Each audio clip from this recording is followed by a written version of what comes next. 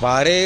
માલવાહક ટ્રક્સ એનાથી એક્સિડન્ટ થતા હોય છે। એટલા માટે કમિશનર સાહેબે કીધું હતું કે આનો એક ડેટાબેઝ તૈયાર થાય, જેથી કોઈ પણ એક્સિડન્ટ થાય તો એમનો તાત્કાલિક અમે એપ્રોચ કરી શકીએ। તેમજ મોટા વાહન ચાલકો હોય છે એમને પોતાનું ક્યાં વાહન ચલાવવું, લેન ડ્રાઇવિંગ કઈ રીતે કરવું, એની પાસેથી કોઈ નાનું વ્હીકલ જતું હોય છે તેને જોઈ નથી શકતા, તેને શું તકેદારી રાખવી અને આવા એક્સિડન્ટ અટકે એના માટે અમે આખા સિટીમાંથી ડેટાબેઝ તૈયાર કરી રહ્યા છે।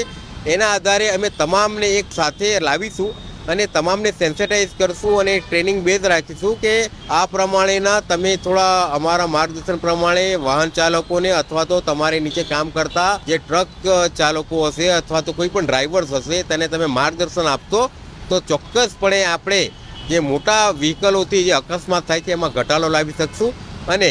આપણે જે ટ્રાન્સપોર્ટેશનનું સ્મૂથ ચાલે એના માટે એક સારી પહેલ કરી શકીશું।